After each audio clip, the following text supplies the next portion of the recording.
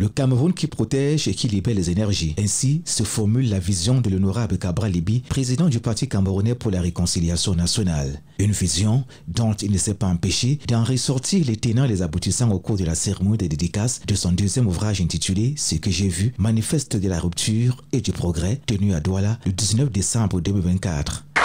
Cette vision s'enchevêtre aisément avec le manifeste qui en décline la matérialisation. Pour protéger les Camerounais, il faut une politique de rupture. Pour mettre notre pays sur l'orbite du progrès, il faut libérer ces énergies qui, pour l'heure, sont en étouffement. Le manifeste présente donc les deux projets de notre vision. Le projet de rupture et le projet de libération des énergies. Deux projets qui s'inscrivent dans la volonté de l'auteur à réinventer le Cameroun qui est pris en otage par le néocolonialisme et par un système gouvernant qui est réfractaire au changement. Il est venu le temps de rompre définitivement avec le néocolonialisme. C'est la première rupture.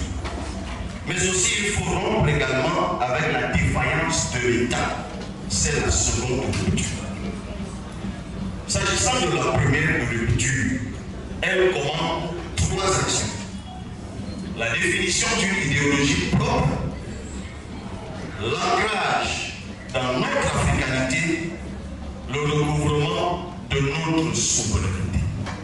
Ce second ouvrage est la continuité du premier qui, lui, était axé sur le fédéralisme communautaire. C'est par conséquent une sorte de boussole qui permettra au lecteur de se retrouver et de comprendre l'urgence qu'il y a à reconstruire le Cameroun. Pour Cabral Libby, le fédéralisme communautaire est le socle sur lequel reposera le décollage véritable du Cameroun. C'est un système politique qui porte ses fruits ailleurs. Allez sur Google et regardez comment fonctionne l'Espagne. Regardez comment fonctionne la Belgique. Il a fallu que le débat sur le fédéralisme communautaire batte son plein au Cameroun pour que l'ambassadeur belge de l'époque m'appelle et me dise va un peu en Belgique. Et tu verras ce qui s'est fait. Et quand je suis allé visiter le Parlement communautaire de Bruxelles-Capitale, le Parlement communautaire de la France, le Parlement communautaire de la Wallonie, j'ai dit ah, mais ce mot pour lequel on veut mettre au Cameroun est une banalité au cœur de l'autre. Ceux qui sont allés en Espagne, les mêmes m'ont envoyé en Espagne. J'ai demandé 3 audiences à la présidente de la communauté d'Andalousie, de la communauté de Madrid et le président de la Catalogne. Quand il vous répond, il vous écrivez bien. Le président de la communauté à monsieur Tan. Le mot communauté n'est pas un Tan.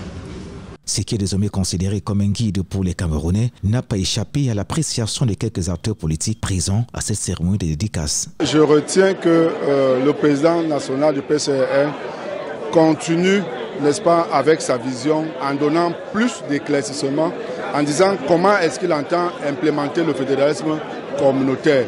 Parce que comme vous le savez, il y a eu beaucoup de clichés à partir du premier livre.